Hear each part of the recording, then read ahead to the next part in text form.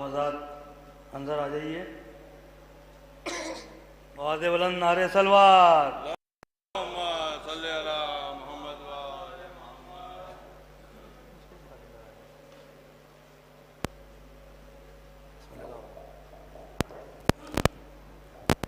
محمد وآل محمد.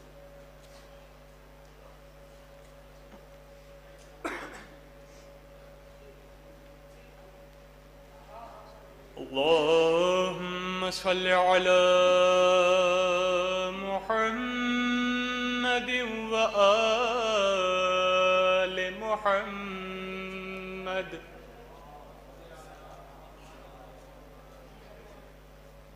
أعوذ بالله من الشيطان اللعين الرجيم. بسم الله الرحمن الرحيم.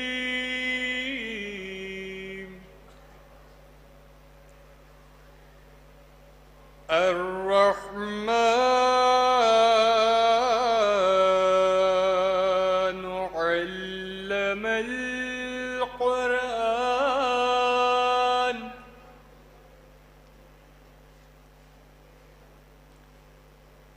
خلق الإنسان علمه البيان.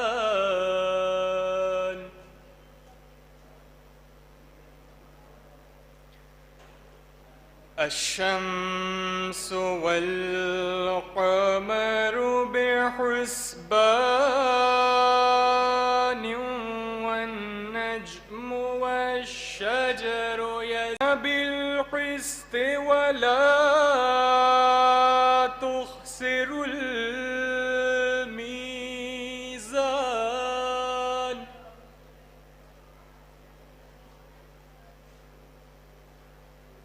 والأرض وضعها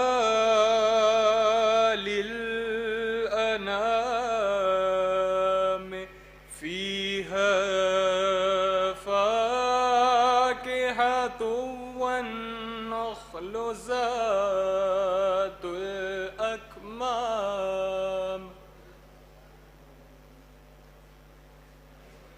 والحب ذو العصف والريحان. فبأي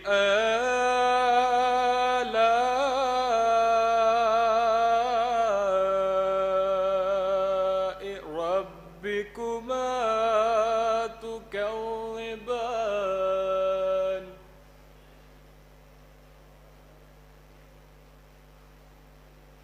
خلق الإنسان من صلصال كالفخار.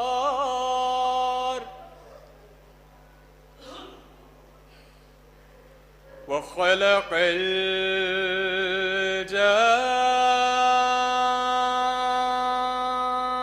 الجان من مارج من نار. فبأي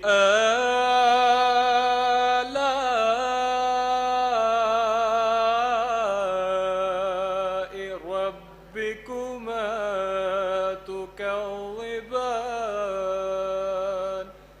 صدق الله العلي العظيم وصدق رسوله النبي الكريم. اللهم صل على محمد وآل محمد.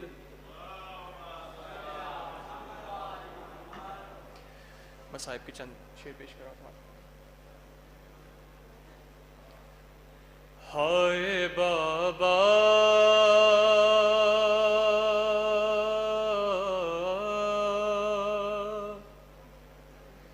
تیری زہرا پہ مصیبت کی گھڑی ہے، ہائے بابا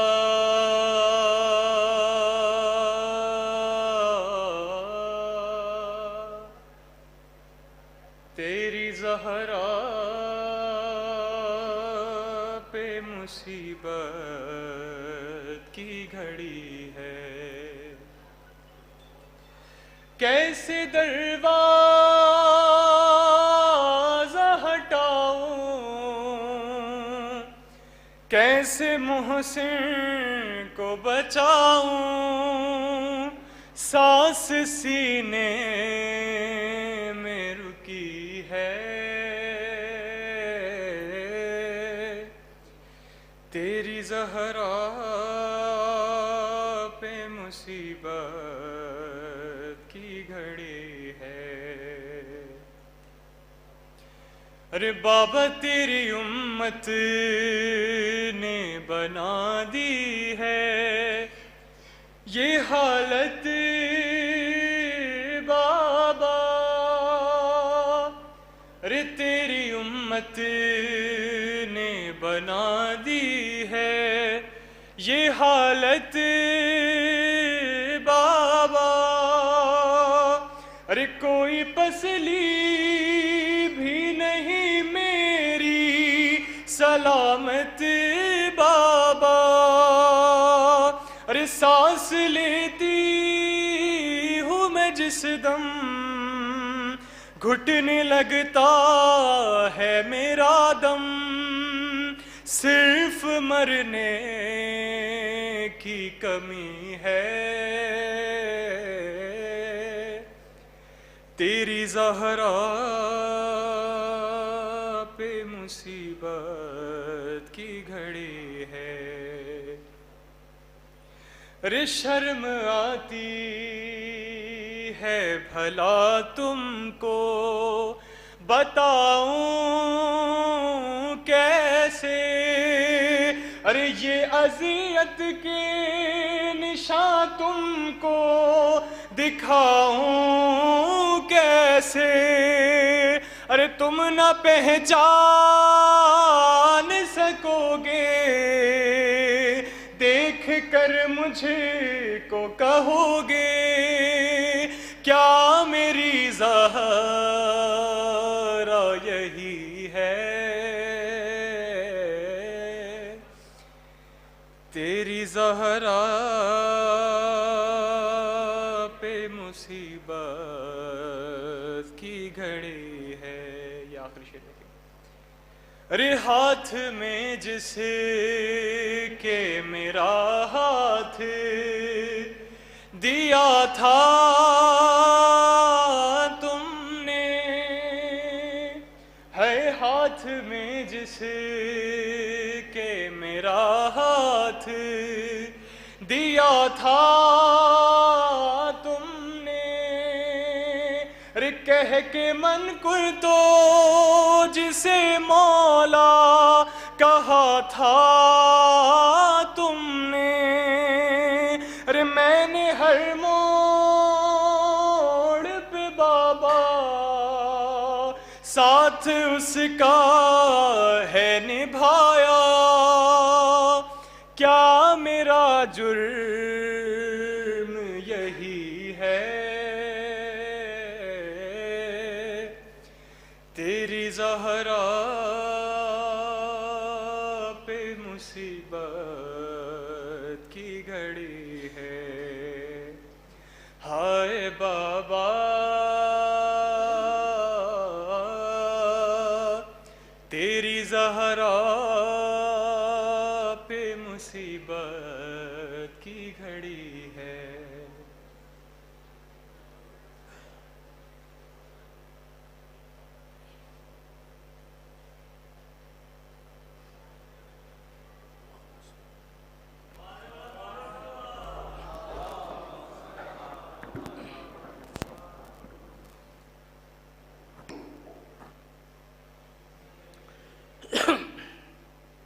برائے خوشنودی جناب زہرا سلام اللہ علیہ ایک بآواز بلند صلوات اللہم صلی علی محمد وآلہ.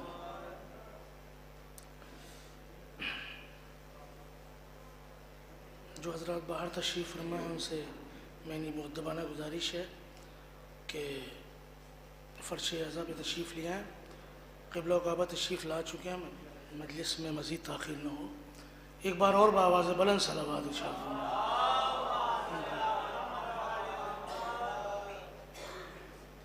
میں آپ کی خدمت میں جن مرحومہ کے سلسلے سے یہ مجلس منعقد کی گئی ہے, میں چند اشعار ان کی سلسلے سے پیش کر رہا ہوں. ملاحظہ فرمائیں تعزیتی.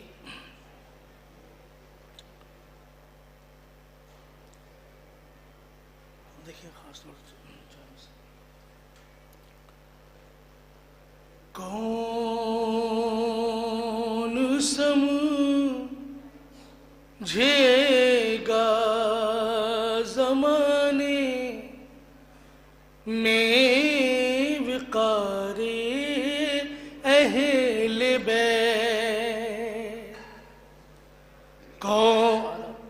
کون سمجھے گا زمانے میں وقار اہل بیت. پنجتن کے فیض سے پایا دیار اہل بیت. پنجتن کے فیض سے پایا دیار اہل بیت. اب یہ دو مصرے ملاحظہ کیجئے گا. اور کیا چاہیے ان کو فضیلت کے لیے, اور کیا چاہیے ان کو فضیلت کے لیے. مل گیا بلقیس آرا کو جوار اہل بیت. مل گیا بلقیس آرا کو جوار اہل بیت. کون سمجھے گا زمانے میں وقار اہل بیت. ایک صلوات ارشاد فرمائے.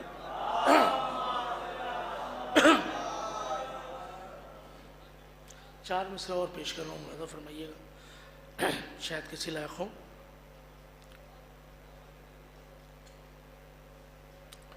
دیکھیں خاص طور سے سایہ پرچم عباس کی پروردہ تھی. سایہ پرچم عباس کی پروردہ تھی.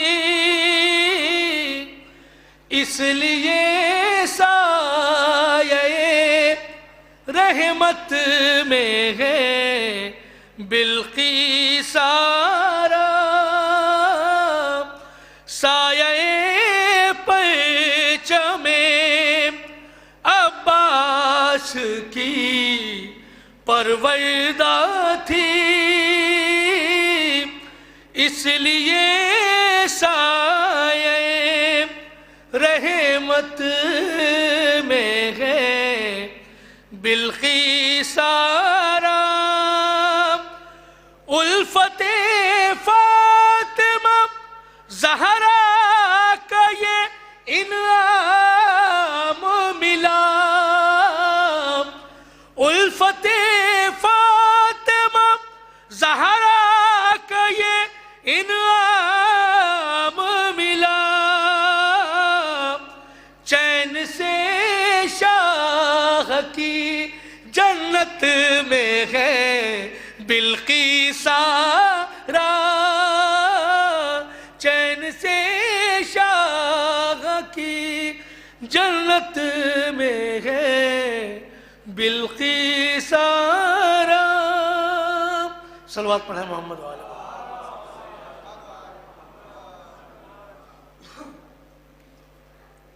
چند اشعار اور بار گئے اہل بیت کو پیش کروں خاص طور سے ایک بابا سے بلند صلوات پڑھیں۔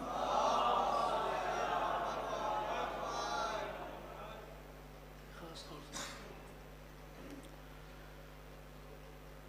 سورہ کہیں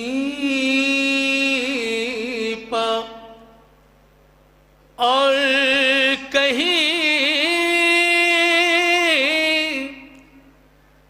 آیت حسین ہے، بطور خاص سورہ کہیں پا اور کہیں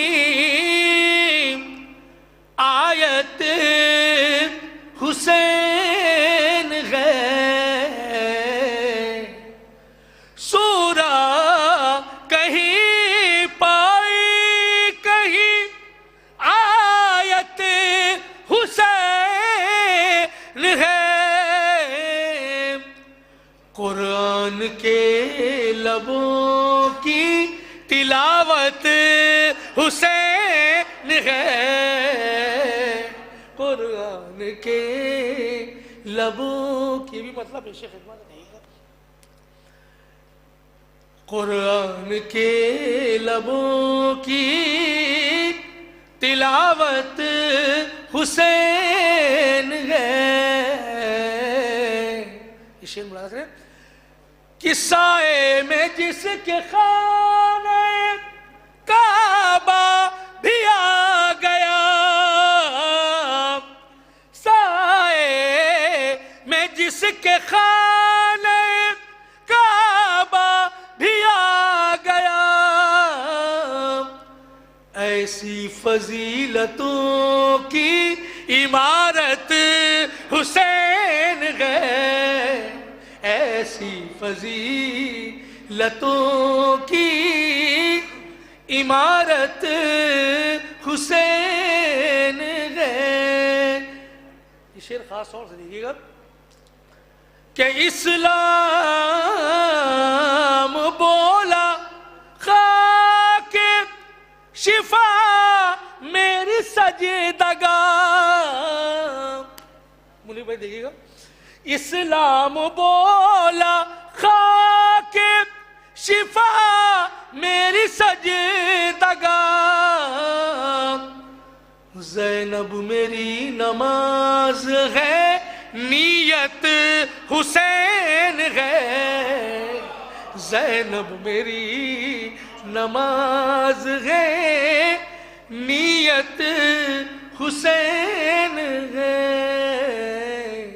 زینب میری نماز ہے،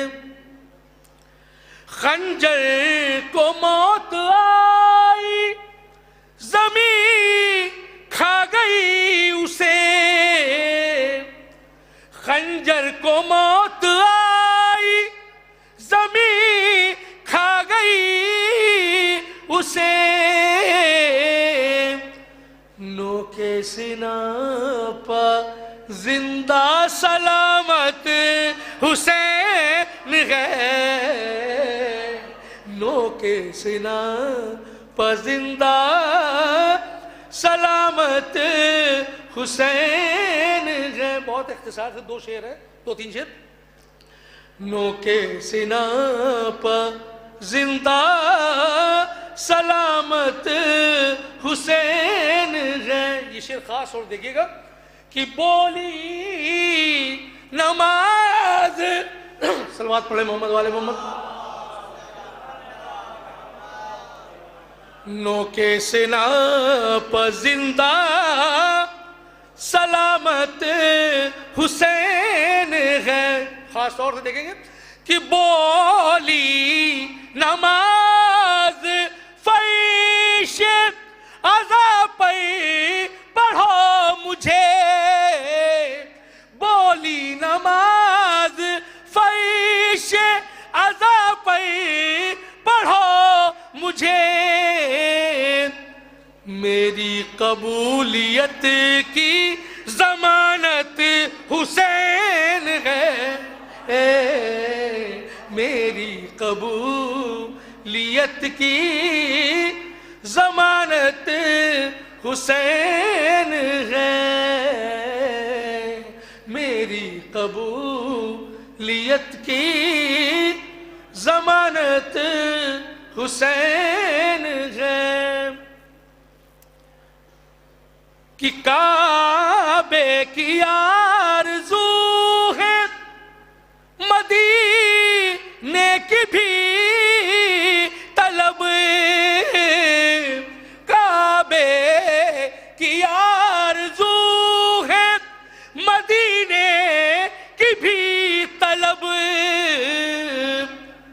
ہر آئینے میں حسب ضرورت حسین ہے، ہر آئینے میں حسب ضرورت حسین ہے۔ آخری شعر اور آپ کی زحمت تمام، کہ خلقت ہوئی ہے میری برائے غم حسین، خلقت ہوئی ہے میری برائے غم حسین، یعنی میرے لہو کی حرارت حسین ہے، یعنی میرے لہو کی حرارت حسین ہے،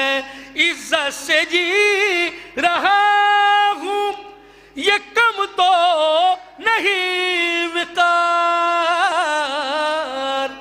عزت سے جی رہا ہوں یہ کم تو نہیں وقار، پردیس میں ہوں میں میری ہمت حسین ہے، پردیس میں ہوں میں میری ہمت حسین ہے، قرآن کے لبوں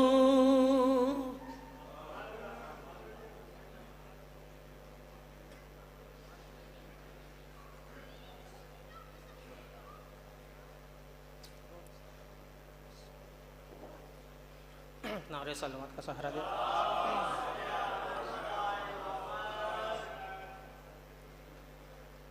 بڑھتا ہے گھٹانے سے،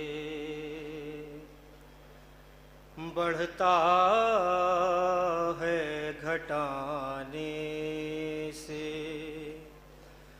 غم شہ کا بیان بڑھتا ہے گھٹانے سے، بڑھتا ہے گھٹانے سے، غم شہ کا بیان منہ بند کرے کوئی تو کھلتی ہے زبان، منہ بند کرے کوئی تو جن لوگوں نے گھر فاطمہ زہرا کا جلایا، جن لوگوں نے گھر فاطمہ زہرا کا جلایا، نکلے گا انہی لوگوں کہ خبروں سے دھواں نعرہ صلوات بھیج دیں.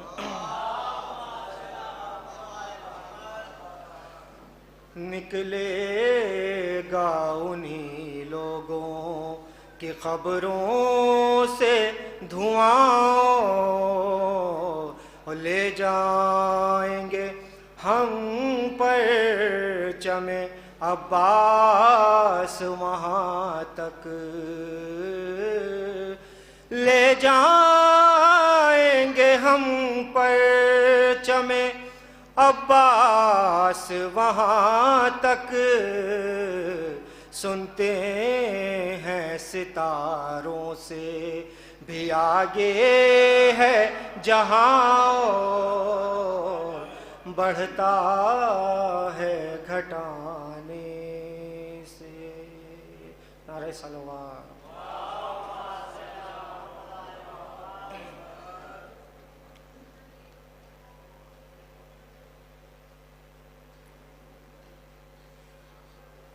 نعرہ صلوات.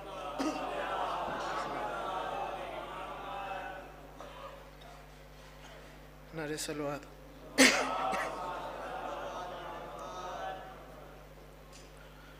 سرخ روحک ہوا کفر کا چہرہ اترا، سرخ روحک ہوا کفر کا چہرہ اترا. گھر میں اللہ کے جس دم میرا مولا اترا، سرخ روحک ہوا کفر کا چہرہ اترا. رے اپنا گھر سونپ کے حیدر کو یہ خالق نے کہا، رے اپنا گھر سونپ کے حیدر کو یہ خالق نے کہا. ارے کچھ تو عمران کے احسان کا بدلہ اترا، سرخ روحک ہوا کفر کا چہرہ اترا.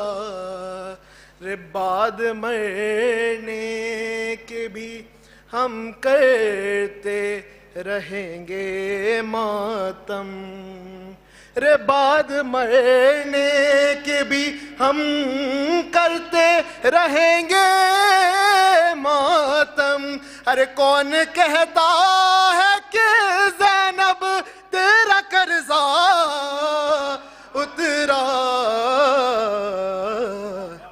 سرخ روحک ہوا کفر کا چہرہ اترا.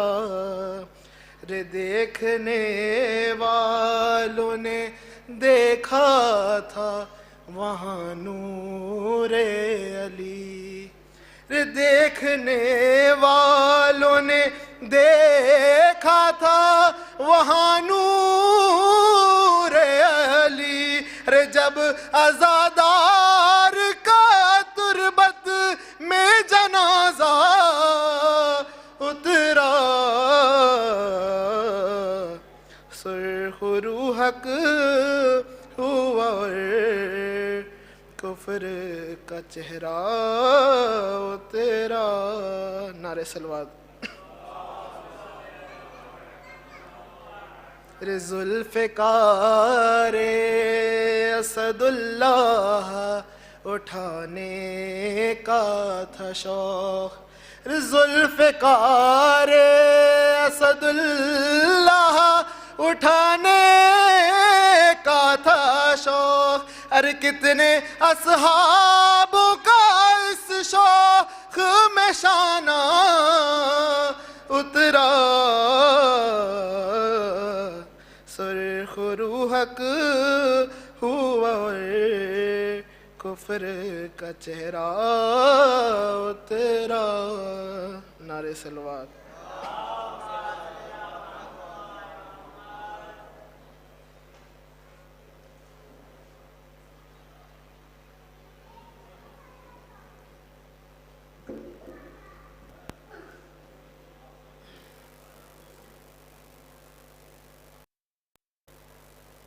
حیدری نعرہ سلوات.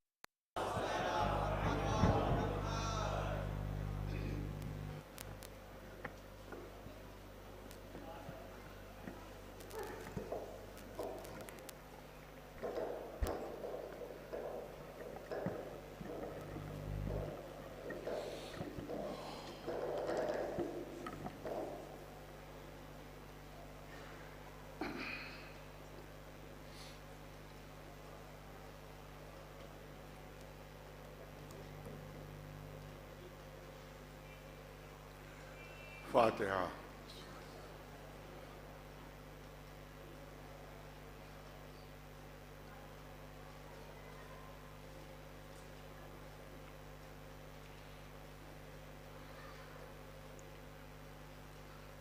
اعوذ باللہ السمیع العلیم من الشیطان اللعین الرجیم. بسم اللہ الرحمن الرحیم.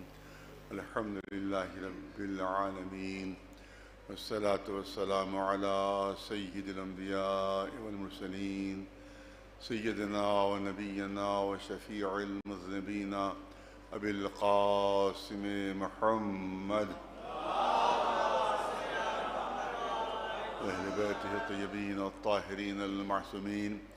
اما بعد فقد قال اللہ سبحانہ تبارک و تعالی فی کتابہ المبین وہو اصدق القائلین. قضى ربك ألا تعبدوا إلا إياه وبالوالدين إحسانا. صلوات بھیجیں بر محمد و آل محمد. گزارش ایک مرتبہ سورہ الحمد اور 3 مرتبہ سورہ اخلاص کی تلاوت فرما کر مرحومہ کی روح کو اصل ثواب فرما دیں.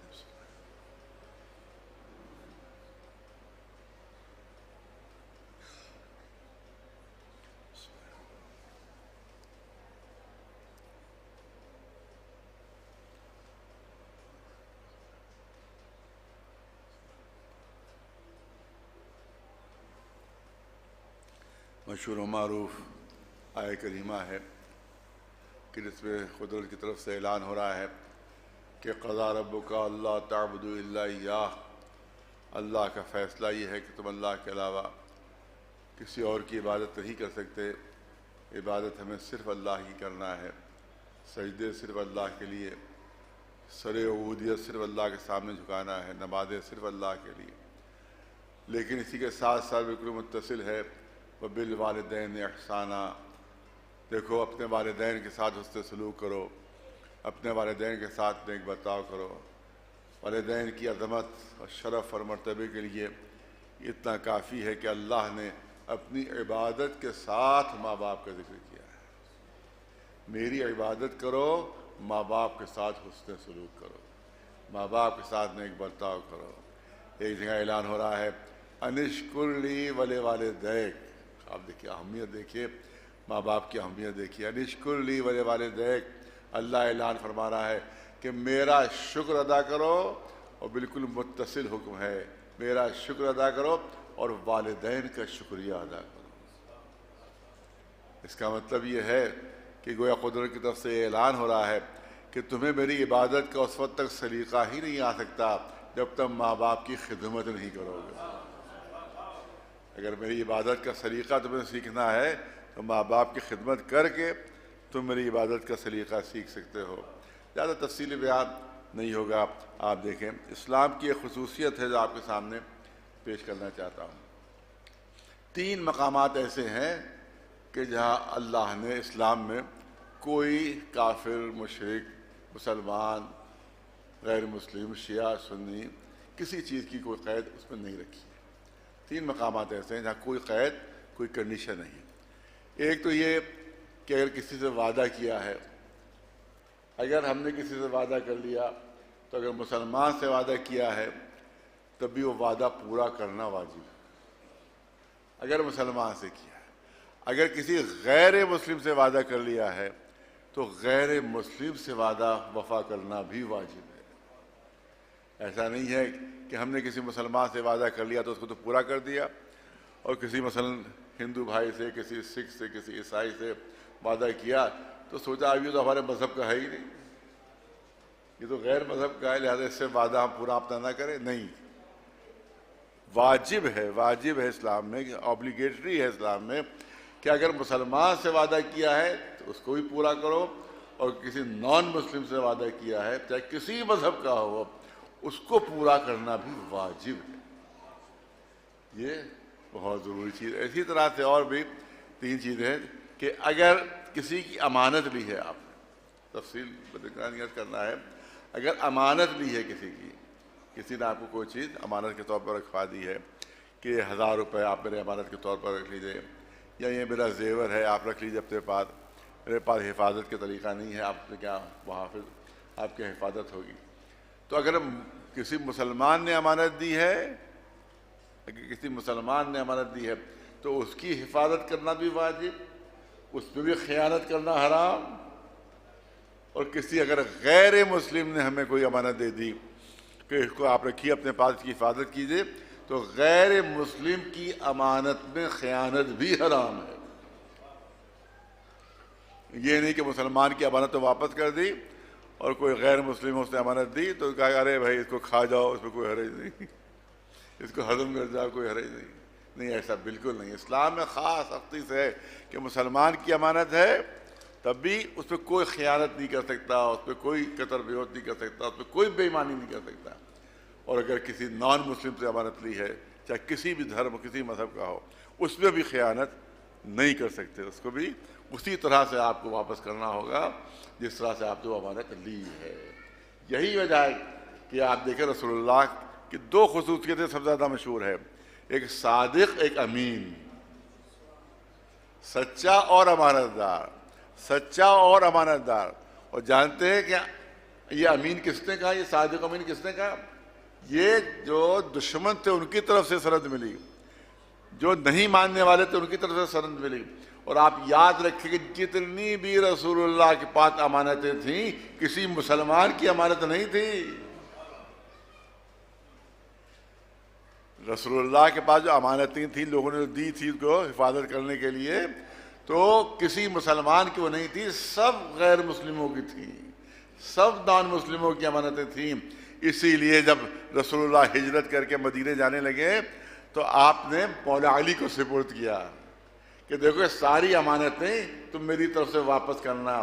یہاں پر عجیب خصوصیت ہے، یہ عجیب بات ہے، کہیں ہم کو نہیں ملتا، کسی تاریخ میں نہیں ملتا، کسی ہسٹری میں نہیں ملتا، کسی روایت میں نہیں ملتا کہ رسول جا تو رہتے امانتیں دے کر مگر یہ علی کو بتایا ہو کہ فلاں کس کی امانت کس کی کتنی ہے، فلاں امانت کس کی کتنی ہے۔ کہیں ہم کو نہیں، صرف اتنا روایت میں ملتا ہے کہ علی سے کہا تھا امانتیں جتنی ہیں سب واپس کر دینا۔ علی کو پوچھنا چاہیے تھا اے رسول یہ بھی تو بتا دیجئے کس کی کتنی امانت ہے آپ پر، کس کی؟ کسی کے 5000 فرض کیجیے درہم ہے، کسی کے 10,000 درہم ہے، کسی کے 500 درہم ہے، یہ بھی تو رسول کو بتانا چاہیے تھا، مگر یہ نہیں بتایا کہ علی کی امانتیں واپس کر دینا۔ اس کا مطلب یہ ہے کہ علی کو جس طرح سے رسول کو علم تھا کہ کس کی امانتیں کتنی ہیں، اسی طرح سے علی کو علم بھی تھا کہ کس کی کتنی امانتیں ہیں۔ اسی لیے ایک شخص نے اسی سے غلط فائدہ اٹھانا چاہا، وہ بھی ہسٹری میں موجود ہے، اس کا نام ہے ابو جہل۔ جب رسول اللہ چلے گئے تو وہ علی کے پاس آیا کہ یا علی، رسول اللہ نے جو امانتیں، آپ کے رسول نے جو امانتیں جو لی ہیں وہ آپ کو سپرد کر دی ہیں، اور کہا کہ واپس کرو، تو کہا کہ ہاں میرے سپرد ہے، کہ میری بھی امانت ایک رکھی ہے رسول پاس، جو جن کو آپ رسول کہتے ہیں ان کے پاس میری امانت بھی ہے۔ مولا علی نے کہا تمہاری تو کوئی امانت نہیں، تمہاری تو کوئی امانت میرے پاس نہیں ہے۔ اور کہا نہیں میری امانت ہے۔ اور اس نے پھر اپنے ہی جیسے، وہ ابو جہل تھا تو اپنے ہی جیسے کچھ اور پیش کر دیا اس نے، 10 آدمی گواہ کے طور پر۔ ان 10 نے آ کر گواہی دی کہ ہمارے سامنے مسلمانوں کے رسول نے ابو جہل سے امانت لی ہے. 10 آ گئے گواہ. بہت توجہ ہے. کتنی مشکل منزل تھی مولا علی کے لیے کہ امانت تھی نہیں ابو جہل کی اور 10 گواہ اس نے پیش کر دیے کہ صاحب یہ گواہ ہے, یہ گواہ ہے, یہ گواہ, یہ گواہ ہے. مولا علی کو معلوم تھا کہ یہ بے ایمانی کر رہا ہے, یہ 420 کر رہا ہے, یہ فراڈ کر رہا ہے. مولا علی کے تمہارے 10 گواہی ہیں کہ آپ مسجد میں تشریف فرما تھے. مولا علی نے قمبر سے کہا ان 10 گواہ کو مسجد کے بالکل کونے میں بٹھا دو, اس طرح سے بٹھاؤ کہ یہاں کی گفتگو وہاں تک پہنچنے نہ پائے, یہاں کی جو بات چیت ہے وہ ان تک پہنچنے نہ پائے. ابو جہل کو پہلو میں بٹھا لیا کہ تمہاری امانت تھی, کہاں ہماری امانت تھی. کہا اچھا ایک گواہ کو بلاؤ. جناب قمبر ایک گواہ کو لے کر آئے. کہ تمہارے سامنے اس ابو جہل نے رسول اللہ کو امانت دی تھی؟ اس نے کہا ہاں دی تھی. کہ یہ بتاؤ رسول اللہ کہاں بیٹھے تھے؟ مسجد کے باہر بیٹھے تھے, مسجد کے اندر بیٹھے تھے. اب اس نے کچھ سوچ کر کہا یا علی ایسا لگتا ہے کہ مسجد کے اندر بیٹھے ہوئے تھے. اچھا کہا تم بھی کونے میں بیٹھ جاؤ. اس کو کونے میں بٹھا دیا. کہا دوسرے گواہ کو بلاؤ. دوسرا گواہ آیا. کہا کہ تمہارے سامنے اس ابو جہل نے رسول کو امانت دی تھی؟ کہاں امانت دی تھی. کہا یہ بتاؤ رسول کہاں بیٹھے ہوئے تھے؟ اس نے کچھ سوچ کے کہا مجھے خیال ہوا کہ مسجد کے صحن میں بیٹھے ہوئے تھے. کہا تم بھی یہیں بیٹھ جاؤ. تیسرے گواہ کو بلایا کہ تم گواہ ہو؟ کہا ہم گواہ ہیں. کہا ہمارے سامنے امانت دی تھی. کہا یہ بتاؤ کہ دامن میں یہ درہم لیے ہوئے تھا, 10,000 درہم دامن میں لیے ہوئے تھا یا تھیلی میں تھے؟ اس نے کہا لگتا یاد آ رہا ہے مجھے تھیلی میں تھے. اچھا تم بھی یہی بیٹھ جاؤ ادھر. بلاؤ چوتھا گواہ. یہ بتاؤ جب رسول کو امانت دی ہے اس نے تو دامن میں کہ تھیلی میں؟ اس نے کہا لگ رہا ہے دامن میں تھے. ہر ایک کی گواہی بالکل الگ تھی. خود مولا علی نے ان گواہوں کے ذریعے سے ثابت کر دیا کہ ابو جہل جھوٹا ہے. ایک سلوات بھیجے بلند آواز تبر محمد والے, ایک سلوات بلند آواز تبر محمد والے محمد. میں پڑھے لکھے مجمع کے لیے 2 جملے کرنا چاہتا ہوں کہ آپ دیکھیں کہ وہ جو رسول اللہ کی رسالت کی جو عمارت تھی وہ 2 پلرز پر کھڑی ہوئی تھی. 2 پلرز پر تھی. ایک پلر کا نام تھا صداقت اور ایک پلر کا نام تھا امانت. پوری توجہ ہے. ارے کسی کوئی عمارت اگر 2 پلرز پر کھڑی ہو, ایک پلر ہٹا دیا جائے تو پوری عمارت گر جائے گی, پوری عمارت گر جائے گی. لہذا دونوں پلرز کا صحیح و سالم ہونا ضروری تھا. دوسرے پلر کا نام ہے امانت. امانت اگر معاذ اللہ کہیں بھی امانت میں علی سے کوئی خطا ہو جاتی تو یہ علی کی خطا نہ ہوتی, رسول تک پہنچ جاتی. لہذا امانت کا جو پلر تھا وہ مخدوش ہو جاتا, رسول کی رسالت مخدوش ہو جاتی. تو اس کا مطلب ہے کہ صحیح امانتیں واپس کر کے رسول نے امانتوں کی خالی حفاظت نہیں کی ہے بلکہ رسالت کی حفاظت بھی کی ہے. ایک سلوات بھیجے بلند آواز تبر محمد والے. توجہ یا علی توجہ چاہوں گا آپ حضرات کی. دیکھیے ایک ہوتا ہے شخص, ایک ہوتی ہے شخصیت. ایک شخص ہوتا ہے, ایک شخصیت. میں جیسے آپ کے سامنے بیٹھا ہوں یہ شخص ہے, لیکن کتنا پڑھا لکھا ہوں یہ شخصیت ہے. سچا ہوں یا نہیں ہوں یہ شخصیت ہے. امانت دار ہوں یا نہیں ہوں یہ شخصیت ہے. تو شخص میں ہوں, میری شخصیت جو ہے امانت داری. میں مثال حالی پیش کر رہا ہوں. میری شخصیت ہے امانت داری, میری شخصیت ہے سچ بولنا, میری شخصیت ہے پڑھ کے پڑھا لکھا ہونا. تو شخص کی حفاظت بھی ضروری ہوتی ہے اور اس سے زیادہ حفاظت شخصیت کی ضروری ہوتی ہے. پوری توجہ رہے. شخص کی حفاظت بھی ضروری, یعنی میری ذات وہ میری شخص ہے, لیکن میری امانت داری میری شخصیت ہے, میرا علم میری شخصیت ہے, میرا سچائی میری شخصیت ہے. تو اگر کہیں پر سچائی پر حرف آ جائے تو شخص تو محفوظ رہے گا مگر شخصیت مجروح ہو جائے گی. اگر کوئی مجھے جاہل ثابت کر دے تو شخص کی حیثیت میں محفوظ رہوں گا میری شخصیت ختم ہو جائے گی، میری شخصیت قتل ہو جائے گی۔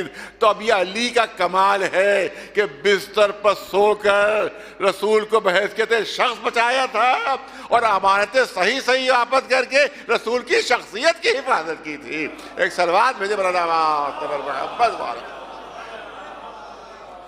ایک صلوات بلند آواز صبر محمد والا۔ تو اب تصور کیجئے ساری امانتیں مشرکوں کی تھیں، ساری امانتیں غیر مسلموں کی تھیں، اور اسی وجہ سے رسول کی رسالت اور رسول جو تھے وہ مشرکوں میں وہاں کے اوپر مشرکوں میں بات محفوظ تھی ان کے ذہنوں میں کہ اس سے بڑھ کر کوئی امین نہیں، اس سے بڑھ کسی غیر مسلم کی امانت میں بھی کوئی خیانت نہیں کر سکتا۔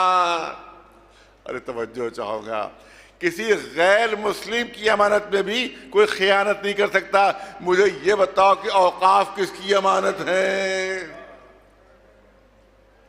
اوقاف کس کی امانت ہے؟ یہ اوقاف ہے امام زمانہ کی امانت۔ جب اسلام میں غیر مسلم کی امانت میں خیانت نہیں ہو سکتی تو یہ اوقاف تو امام زمانہ کی امانت ہے، اس میں اگر کوئی خیانت کر رہا ہو تو اس سے بڑا کون مجرم ہو سکتا ہے؟ ایک صلوات بھیجے بلند آواز صبر محمد والے۔ اور یاد رکھیے کہ اس خیانت کرنے والے کو دنیا ہی میں سزا مل جاتی ہے، اور آپ دیکھ ہی رہے ہیں ایک صاحب کا حال کہ نہ گھر کے ہیں نہ گھاٹ کے ہیں، نہ گھر کے ہیں نہ گھاٹ کے، یہاں سے بھی دھتکارے گئے اور وہاں بھی دھتکارے جا رہے ہیں، اور اب رو کر کہہ رہے ارے یہاں تو ہمیں کوئی پوچھ ہی نہیں رہا ہے، خواہ مخواہ ہم یہاں آ گئے، ہم ادھر خواہ مخواہ آ گئے۔ اسی زمانے میں میرا بیان آیا تھا کہ دیکھیے آپ کی طرف آ تو رہے ہیں مگر کبھی غلے کے پاس نہیں جانے دیجیے گا ان کو، کیونکہ غلہ چرانے میں بڑے پڑ رہی ہے۔ ایک صلوات بچے پر محبت والو، ایک صلوات بلند آواز پر محمد والو۔ تو اب دو چیزیں ثابت ہوئی، ایک تو یہ کہ اگر وعدہ کیا جائے تو چاہے کافر سے چاہے مومن سے وعدہ پورا کرنا ضروری ہے۔ اسی طرح سے امانت، چاہے امانت مسلمان کے لیے جائے چاہے غیر مسلم کے لیے جائے، امانت میں خیانت نہیں ہو سکتی۔ اور دوسرا جو میرا موضوع ہے تھوڑی دیر کے لیے وہ ہے ماں باپ۔ ماں باپ کے سلسلے میں اگر اولاد مسلمان ہو جائے اور ماں باپ میں سے اگر کوئی غیر مسلم ہے تو احترام میں کمی کی اجازت نہیں ہے، خدمت میں کمی کی اجازت نہیں ہے۔ جس طرح سے پہلے خدمت کرتا تھا مسلمان ہونے کے بعد بھی اپنے غیر مسلم ماں باپ کی اسی طرح سے خدمت کرنا واجب ہے۔ ایک صلوات بھیجے بلند آواز صبر محمد والو۔ اس کے لیے مشہور روایت ہے ہمارے چھٹے امام امام جعفر صادق علیہ السلام، آپ جو ہیں ایک نوجوان آتا ہے کہتا ہے میں مسلمان ہو گیا ہوں لیکن ابھی میری ماں کو علم نہیں کہ میں مسلمان ہوا ہوں، اور وہ ابھی مسلمان نہیں ہے، دان مسلم ہو۔ اب اس نے امام سے پوچھا یہ بتائیے کہ ہم میری ماں کے ساتھ کیا سلوک کروں، کیونکہ وہ تو مسلمان نہیں ہے، غیر مسلم ہے وہ تو اب امام کے جواب سنیے۔ امام نے ارشاد فرمایا کہ اب تک جتنی ماں کی خدمت کرتے تھے اس سے زیادہ خدمت کرو۔ بہت توجہ ہے، اب تک جتنی ماں کی خدمت کرتے تھے اس سے زیادہ خدمت کرو، اس سے کہیں زیادہ خدمت کرو۔ اب مولا کے حکم پر عمل کرنے لگا، دنوں رات ماں کی خدمت کرنے لگا۔ 2-4 دن بعد ماں کو احساس ہوا، اس نے اپنے بیٹے سے کہا کیا بات ہے بھائی، آج سے 4-6 دن پہلے تم اتنی خدمت نہیں کرتے تھے، اب میں دیکھ رہی ہوں کہ دن بھر میری خدمت کرتے ہو، رات بھر میری خدمت کرتے ہو۔ اب اس کو اب کہنے پر مجبور ہو گیا کہ ماں میں مسلمان ہو گیا ہوں اور میرے آقا نے مجھے حکم دیا ہے، میرے مولا نے مجھے حکم دیا ہے کہ جتنی پہلے خدمت کرتا تھا اس سے زیادہ خدمت کروں۔ ماں نے کہا کہ مجھے اپنے آقا کے پاس لے چلو، جس اسلام میں ماں باپ کی اتنی اہمیت ہے وہ اسلام میں کیوں نہ قبول کر لوں۔ ایک صلوات بھیجے بلند آواز پر محمد والا، ایک صلوات بلند آواز پر محمد والا۔ آپ دیکھیں ایک جناب موسیٰ نے، بہت مشہور یہ بھی روایت آپ ضرور آپ سنی ہوئی ہوگی لیکن موضوع ہے، جناب موسیٰ نے بارگاہ الہی میں عرض کی کہ پالنے والے یہ بتا کہ جنت میں میرا پڑوسی کون ہوگا. دیکھیے پڑوسی کے سلسلے میں اسلام میں بھی بڑی تاکید ہے کہ جب بھی کوئی نیا مکان لو تو یہ دیکھ لو پڑوسی اچھے ہیں کہ نہیں ہیں، ورنہ زندگی عذاب ہو جائے گی. ذرا سا کھٹ کھٹ ہوئی اسے چیختا شروع کر دیا پڑوسی نے، ارے کیا آفت مچا رکھی ہے تم نے، کیا مصیبت مچا رکھی ہے. معلوم ہے کہ پڑوسی کا اچھا ہونا ضروری ہوتا ہے. کرائے کا مکان لیجئے تو یہ دیکھیے پڑوسی صحیح ہے کہ نہیں ہے، پڑوسی اچھے ہے کہ نہیں ہے. اب جناب موسیٰ کی فکر ہوئی کہ جنت میں میرا پڑوسی کون ہوگا. جانتے جواب کیا ملا؟ کیا فلاں علاقے میں قصائی رہتا ہے وہ تمہارا پڑوسی ہوگا. اب جناب موسیٰ کو بڑی حیرت ہوئی کہ میں نبی، پیغمبر، صاحب کتاب، رسول، میرا پڑوسی کسی نبی کو ہونا چاہیے تھا، کسی پیغمبر کو ہونا چاہیے تھا. فلاں قصائی اس علاقے میں جو رہتا ہے وہ جنت میں تمہارا پڑوسی ہوگا. اب جناب موسیٰ کو فکر ہوئی کہ کیسا وہ ہے، قصائی ہے، قصاب ہے، کتنی عبادتیں وہ کرتا ہے، اور کتنے وہ روزے رکھتا ہوگا، کتنے سجدے کرتا ہوگا، تب کہیں جا کر اسے یہ مرتبہ ملا کہ میرا پڑوسی بن گیا. میں جا کے دیکھوں تو. اب معلومات کرتے ہوئے اس قصائی کی دکان کے اوپر پہنچ گئے. دیکھا وہ قصائی بیٹھا ہوا اپنے گوشت کاٹ کاٹ کے بیچ رہا ہے. یہ وہیں دکان کے اوپر بیٹھ گئے. دن بھر اس نے گوشت کاٹا. پھر آخر میں جو گوشت بہت ٹکڑے کچھ اچھے اس نے چن لیے تھے وہ ایک طرف رکھتا جاتا تھا. اس کی ایک پوٹلی بنائی اور اس کے بعد دکان بند کرنے لگا. دیکھا موسیٰ وہاں بیٹھے ہوئے. اب صبح سے میں دیکھ رہا تھا بیٹھے ہوئے. کہ کیا بات ہے آپ صبح سے میں دیکھ رہا ہوں آپ بیٹھے ہوئے، کیا بات ہے؟ کہا مسافر ہوں میں، مسافر ہوں. کہا آپ مسافر ہیں؟ کہا کوئی رہنے وانے کا انتظام آپ کا؟ کہا کوئی انتظام نہیں. مسافر کا کہ چلیے میرے ساتھ چلیے، آپ میرے ساتھ رہ بھی دیجیے گا، میں کھانے کا انتظام بھی کر دوں گا. اور جناب موسیٰ چاہتے ہی یہی تھے کہ جا کر دیکھیں راتوں میں کتنی نمازیں پڑھتا ہے، دیکھیں کتنے سجدے کرتا ہے، جو اللہ نے اس کو اتنا بڑا مرتبہ دے دیا کہ پڑوس سے میرا جنت میں میرا پڑوسی ہوگا. پہنچے جناب موسیٰ اس کے ساتھ ساتھ. اس نے کیا کیا کہ اس کا سالن پکایا، تو اپنے ہاتھوں سے روٹی پکائی. اس نے دیکھا ایک پلنگ ہے کہ جس میں بالکل جیسے کوئی ڈھانچہ ایسا کوئی ہو، وہ لیٹا ہوا ہے اور اس پر چادر اوڑھی ہوئی. یہ اس نے جناب موسیٰ کو جہاں بٹھا دیا کہ آپ تھوڑا سا رک جائیے، میں ایک 10 منٹ میں بھی آپ کی خدمت کروں گا. گیا اور جا کے اس پلنگ کے پاس اس نے چادر ہٹائی اور اپنے ہاتھ سے نوالے توڑ کے کھلانے لگا. جو نوالے دیتا رہا تھوڑی دیر کو کھلایا. اس کے بعد پھر واپس آیا جناب موسیٰ کے پاس کہ معاف کیجیے گا، یہ میری ماں ہے جو اپنی جگہ سے نہ ہل سکتی ہے نہ اپنی جگہ سے اٹھ سکتی ہے، میں آتا ہوں تو اپنے ہاتھ سے اس کو کھانا کھلاتا ہوں. جناب موسیٰ نے فرمایا کہ یہ تو سب ٹھیک ہے، مگر یہ بتاؤ کہ جب تم کو اس کو کھانا کھلا رہے تھے تو وہ کچھ کہہ رہی تھی تم سے. ارے بہت توجہ ہو رہا ہے. وہ کچھ کہہ رہی تھی تم سے. یہ قصائی کہہ رہا ہے یار دیکھیے 100 سال کی اس کی عمر ہو گئی ہے، دماغ اس کا صحیح کام نہیں کرتا، ایسی بات کہتی ہے جو ناممکن ہے، ایسی باتیں وہ کرنے لگتی ہے کہ جو اس کا امکان ہی نہیں ہے، کیونکہ اس کا دماغ تو کام نہیں کرتا 100 برس. کہ یہ تو بتاؤ کہ کہتی کیا ہے؟ کہ جب میں کھانا کھلاتا ہوں تو کہتی ہے کہ میری دعا یہ ہے کہ جنت میں تم موسیٰ کے پڑوسی بن جاؤ. میری دعا یہ ہے کہ جنت میں تم موسیٰ کے پڑوسی بن جاؤ. بھلا موسیٰ اور میں قصائی، بھلا ممکن ہے؟ جناب موسیٰ نے فرمایا اللہ نے تمہاری ماں کی دعا قبول کر لی ہے، میں ہی موسیٰ ہوں، اللہ نے بتایا ہے کہ تم ہی میرے پڑوسی ہوگے. صلوات بھیجے محمد. یہ ہے ماں باپ کی دعاؤں کا اثر. اس لیے ماں باپ، بوڑھے ماں باپ کو کبھی بیکار نہیں سمجھنا چاہیے. ماں باپ کی دعائیں مصیبتوں کو روکے رہتی ہیں، مصیبتوں کے طوفانوں کو روکے رہتی ہیں. جناب موسیٰ کے والد پہلے دنیا سے رخصت ہوئے، بعد میں ماں دنیا سے رخصت ہوئی. جب وہ کوہ طور پر پہنچے تو اللہ کی آواز آئی، اے موسیٰ اب پھونک پھونک کر قدم رکھنا، اب پھونک پھونک کر قدم رکھنا. جناب موسیٰ نے گھبرا کر کہا پالنے والے اس سے پہلے تو کبھی تو نے یہ بات نہیں کی، یہ کیا بات ہوگی آج تو فرما رہا ہے کہ پھونک پھونک کر قدم رکھنا. تو اللہ کی آواز آئی، دیکھو تمہارے ماں باپ کی دعائیں مصیبتوں کے طوفانوں کو روکے رہتی تھی. کتنی مصیبتیں آئیں لیکن ماں باپ کی دعاؤں سے ٹل گئیں. اب ماں باپ رخصت ہو گئے ہیں، اب تمہیں مصیبتیں گھیر لیں گی، لہذا پھونک پھونک کر قدم رکھتے ہیں۔ یہ ماں باپ کی دعائیں ہیں۔ اولاد کو احساس بھی نہیں ہوتا کتنی مصیبتیں ماں باپ کی دعاؤں سے ختم ہو جاتی ہے۔ ایک صلوات بھیجے بلند آواز، ایک صلوات بلند آواز سے بر محمد۔ میں نے کہا کہ اللہ نے اپنی عبادت کے ساتھ ساتھ ماں باپ کا تذکرہ کیا۔ جب علماء سے پوچھا گیا تو علماء نے بتایا کہ اللہ کی کچھ صفتوں کی جھلک ماں باپ میں آ جاتی ہے، جس کی وجہ سے اللہ نے مرتبہ دے دیا، اپنی عبادت کے ساتھ ماں باپ کا ذکر کیا ہے۔ 2 صفتوں میں صرف تذکرہ کروں گا آپ کے سامنے، ماشاءاللہ سنجیدہ مجمع میرے سامنے ہے۔ ایک صفت اللہ کی کیا ہے؟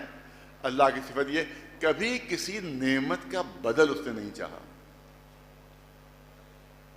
اللہ نے جتنی نعمتیں انسان کو دی ہیں ان کا کوئی شمار نہیں ہو سکتا، بڑے سے بڑا کمپیوٹر ان کو نہیں شمار کر سکتا، لیکن کسی نعمت کا بدل نہ اللہ چاہتا ہے نہ ہم دے سکتے ہیں۔ صرف ایک نعمت کا تذکرہ کروں، بچوں جوانوں کے لیے ہے، بزرگوں کے لیے نہیں ہے۔ یہ بتائیے کہ 24 گھنٹے میں کتنی مرتبہ سانس لیتے ہیں؟ ارے ایک سانس میں 2 مرتبہ زندگی ملتی ہے ہمیں۔ سانس اندر جاتی ہے، واپس نہ آئے تو مر جائے، اور سانس باہر نکلے اور اندر نہ جائے تو مر جائے۔ تو ایک سانس میں 2 مرتبہ زندگی ملتی ہے۔ تو یہ بتاؤ کہ 24 گھنٹے میں کتنی بار سانس لیتے ہیں؟ کبھی گنا؟ کبھی شمار کیا؟ تو میں نے خود بھی شمار نہیں کیا ہے، لیکن میں نے پڑھا ہے کہ تقریباً 84,000 بار، پوری توجہ رہے ماشاءاللہ سنجیدہ مجمع ہے، کہ 84,000 بار 24 گھنٹے میں ہم سانس لیتے ہیں، 84,000 بار سانس اندر آتی ہے اور باہر جاتی ہے۔ اس کا مطلب یہ ہے کہ 24 گھنٹے میں 84,000 بار اللہ ہمیں زندگی نہیں دیتا ہے، ہمیں نئی زندگی 84,000 بار ایک دن 24 گھنٹے میں دے دیتا ہے، تو ہم اس کی نعمتوں کا کیا بدلہ دے سکتے ہیں؟ ایک صلوات بھیجو بلند آواز پر محمد۔ تو جس طرح سے اللہ نہ اپنی نعمتوں کا بدل چاہتا ہے نہ ہم بدل دے سکتے، اسی طرح سے ماں باپ جب اپنی اولاد کی خدمت کرتے ہیں تو صرف محبت اور شفقت کی بنیاد پر ہوتی ہے، کبھی کسی بدل کی لالچ ماں باپ کو نہیں ہوتی ہے کہ اولاد کو اس کا بدلہ دے دے گی، اس کا کوئی صلہ دے دے گی، اس کے بدلے میں اولاد کچھ دے دے گی۔ یہ ماں باپ کے ذہن میں کوئی تصور بھی نہیں ہوتا۔ دوسری صفت کیا؟ بہت توجہ رہے، دوسری صفت کیا جس کا ہلکا سا عکس ماں باپ پر آ جاتا ہے کہ اللہ کا ماننے والا ہو تب بھی نعمتیں ملتی ہیں اور نہ ماننے والا ہو تب بھی نعمتیں ملتی ہیں۔ ایسا نہیں ہے کہ اگر اللہ کو سجدہ کرنے والا ہو تو اللہ نعمتیں دے، اور اگر سجدہ نہیں کر رہا ہے تو اللہ نعمتیں سلب کر لے۔ یہاں تک کہ جو دشمن خدا ہیں ان کو بھی اللہ نعمتیں دیتا ہے، جو اللہ کے دشمن ہیں ان کو بھی اللہ نعمتیں دیتا ہے۔ اب آپ تصور کریں کہ فرعون نے دعوی خدائی کر لیا، یعنی اللہ کی جگہ پر بیٹھنے کی کوشش ہے۔ اسی میں ایک بہت تاریخی فیصلہ بھی ہو جائے گا جو میں کرنا چاہتا ہوں۔ اللہ کی جگہ پر بیٹھنے کی کوشش ہے، نا ربکم الاعلیٰ، دعویٰ کیا ہے؟ میں تمہارا رب اعلیٰ ہوں۔ ربوبیت کا دعویٰ کر رہا ہے فرعون، خدائی کا دعویٰ کر رہا ہے، یعنی اللہ کی جگہ پر بیٹھنے کی کوشش کر رہا ہے۔ اب جناب موسیٰ، جناب موسیٰ کے واقعات زیادہ ہیں۔ جناب موسیٰ بارگاہ الہی پہنچتے ہیں کہ پالنے والے دیکھ رہا ہے، اس کی بدتمیزی دیکھی، اس کی گستاخی دیکھی، خدائی کا دعوے دار بن گیا فرعون، خدائی کا دعوے دار بن گیا۔ پالنے والے ابھی اپنی نعمتوں کو سلب کر لے، ابھی اپنی نعمتوں کو سلب کر لے، ابھی خدائی کا بھرم کھل جائے گا، ابھی غذا کو حکم دے دے کہ جسم کا جز نہ بنے، ابھی جھوٹی خدائی کا بھرم کھل جائے گا، ابھی پانی کو حکم دے دے کہ پیاس نہ بجھائے، ابھی جھوٹی خدائی کا بھرم کھل جائے گا۔ ارے ابھی ہوا کو حکم دے دے کہ سانس بند کر اندر داخل نہ ہو، دم گھٹنے لگے گا، جھوٹی خدائی کا بھرم کھل جائے گا۔ اللہ کا جواب آتا ہے، اے موسیٰ کیا کہہ رہے ہو، اے موسیٰ کیا اگر وہ اپنی بندگی بھول گیا ہے تو کیا میں اپنی خدائی بھی بھول جاؤں؟ ارے یہ اس کی گستاخی ہے کہ اپنی بندگی بھول گیا ہے، مگر میری ربوبیت کا تقاضا یہ ہے کہ نعمتیں ملتی رہے گی۔ صلوات بھیجے مولانا عباس پر محمد وآلہ۔ بہت توجہ بڑھ گیا، ایک تاریخی فیصلہ یہاں ہو رہا ہے۔ کاش ظاہر کھل کر نہیں کہہ سکتا، آپ کو سمجھنا ہوگا، پوری توجہ رہے۔ تاریخی فیصلہ کیا؟ اس کا مطلب یہ ہے کہ دشمن خدا ہے مگر نعمتیں مل رہی ہیں، اللہ کی جگہ پر بیٹھنے کا دعوے دار ہے مگر نعمتیں مل رہی ہیں۔ تو اب کہہ دیجئے کہ اللہ میں اور فرعون میں بڑی دوستی تھی، مل گیا، بڑے بڑے محل ہیں، بڑے بڑے قصر ہیں، دولتوں کے انبار ہیں، ساری نعمتیں تو مل رہی۔ تو اب کہہ دیجئے کہ اللہ میں اور فرعون میں بڑی اچھی دوستی تھی، بڑے اچھے تعلقات تھے۔ ہر مسلمان یہی کہے گا اچھے تعلقات نہیں تھے، یہ خدائی کا تقاضا تھا، یہ ربوبیت کا تقاضا تھا۔ تو اگر علی کسی کی مدد کر رہے ہوں تو یہ نہ کہہ دیجیے کہ تعلقات بڑے اچھے تھے۔ اگر کسی کی مشکل کشائی کر رہے ہوں تو یہ دعوے دار نہ کوئی بن جائے کہ بڑے اچھے تعلقات تھے، وہاں ربوبیت کا تقاضا تھا، یہاں مشکل کشائی جو کر رہے ہیں یہ امامت کا تقاضا ہے جو پورا کر رہے ہیں۔ ایک صلوات بھیجے مولانا عباس پر محمد، ایک صلوات مولانا عباس پر محمد۔ تو یہ عظمت و شرف و مرتبہ، میں نے کہا کہ صفات و کمالات کی جھلک ماں باپ میں آ گئی ہے، تو چند صفتوں، دو صفتوں کی جھلک آ گئی تو اتنا مرتبہ بڑھ گیا۔ تو محمد و آل محمد وہ ہیں جو صفات و کمالات الہیہ کے مظہر ہیں، ان کا مرتبہ کتنا بلند ہوگا۔ ایک صلوات بھیجے مولانا عباس پر محمد وآلہ۔ زیادہ تفصیل بیان نہیں، میں نے پہلے عرض کر دیا، بس ایک پہلو آپ کے سامنے عرض کرنا ہے۔ جب تذکرہ آئی گیا، آپ دیکھیں ہم پر یہ الزام لگایا جاتا ہے کہ ہم اپنے اماموں کو، اہل بیت کو انبیاء سے بڑھا دیتے ہیں۔ ایسا ہرگز نہیں ہے، ہم نہ کسی کو بڑھاتے نہ کسی کو گھٹاتے، نہ ہمیں بڑھانے کا حق ہے نہ گھٹانے کا حق ہے، بلکہ ہمیں جو جیسا ہے ویسا ماننے کا حق ہے، بس اس کے زیادہ کچھ نہیں ہے۔ اہل بیت کا مرتبہ انبیاء سے بڑھا ہوا ہے، اس لیے بڑھا ہوا مانتے ہیں۔ رسول اللہ کو چھوڑ کر، رسول اللہ کو ایگزم کر کے جتنے بھی انبیاء ہیں ان سے ہمارے اماموں کا مرتبہ بلند ہے، ثبوت کی بنیاد کے اوپر، دلیلوں کی بنیاد پر۔ ایک دلیل آپ کے سامنے عرض کرنا چاہتا ہوں، صاحبان علم تشریف فرمائے، آپ دیکھیں قرآن بھی اس کی گواہی دے رہا ہے کہ جناب ابراہیم بغیر مہمان کے کھانا نہیں نوش کرتے تھے،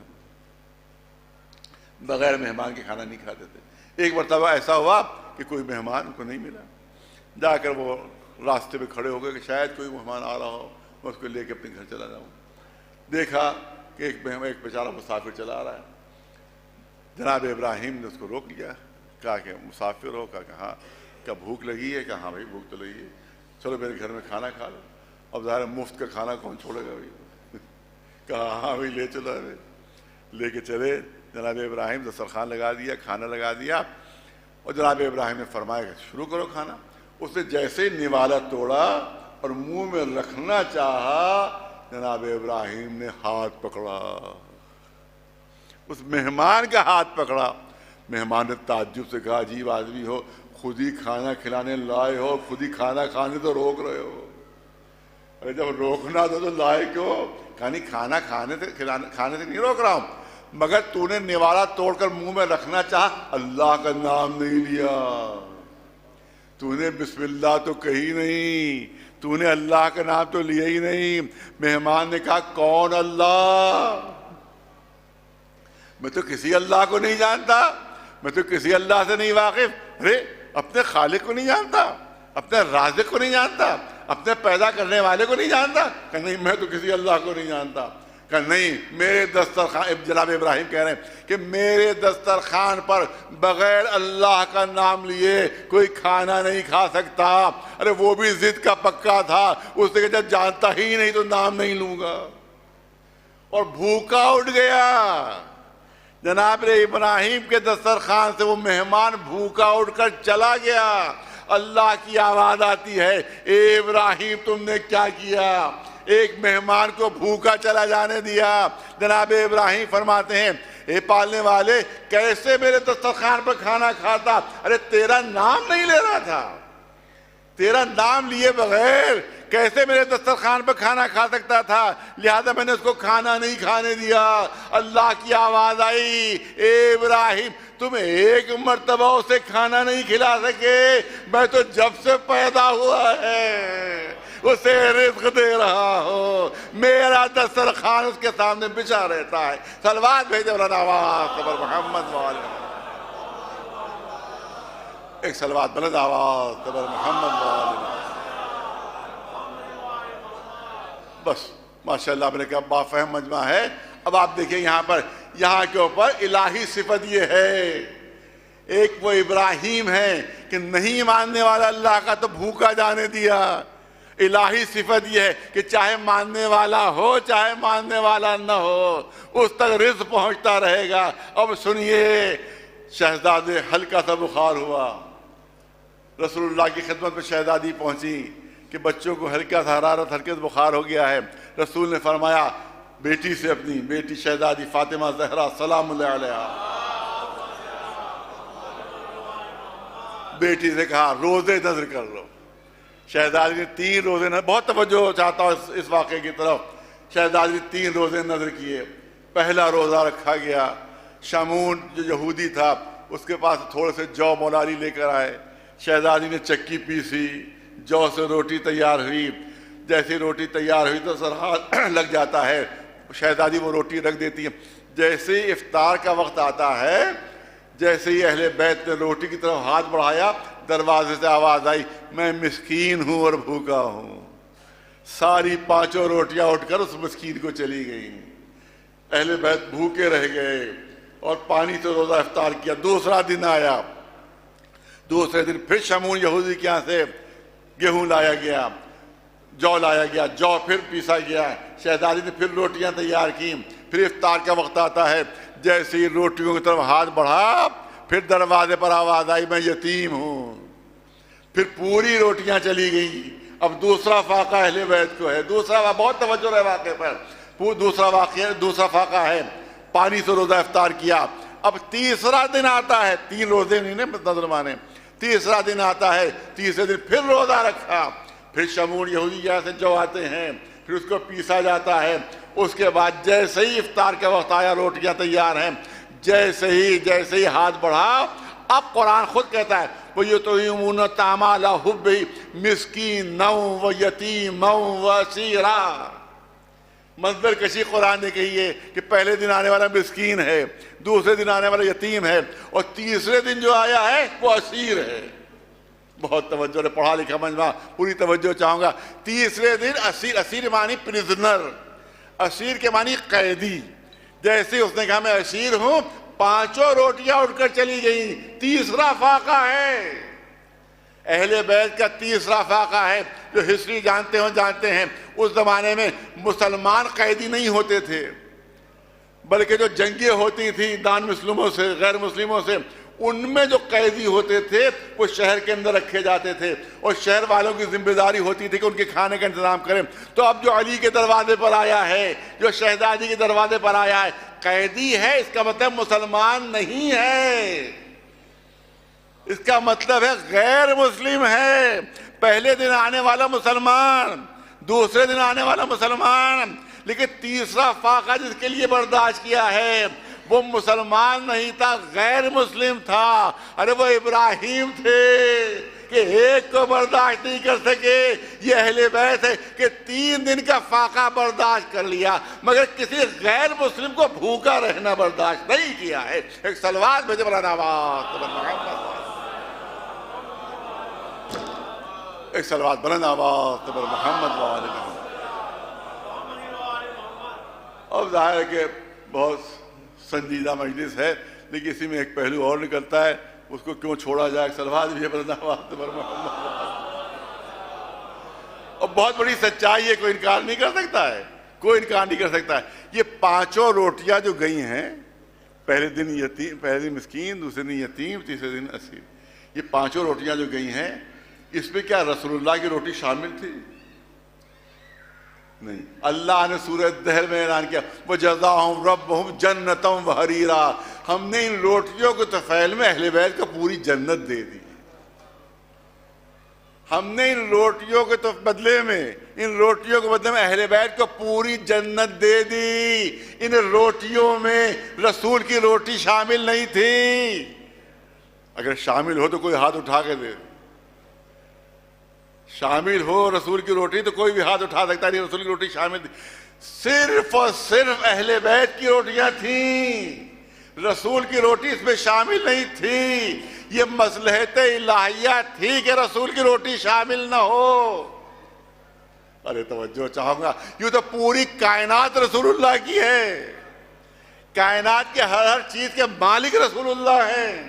لیکن یہاں پر مصلحت الہیہ یہ ہے کہ جو اہل بیت کو بدلے میں جنت مل رہی ہے اس میں رسول کی روٹی شامل نہ ہو. رسول کی روٹی شامل نہیں تھی. جو جنت ملی ہے وہ اہل بیت کی روٹیوں کے بدلے ملی ہے. اس کا مطلب ہے جنت کے مالک ہیں اہل بیت. ارے توجہ رہے.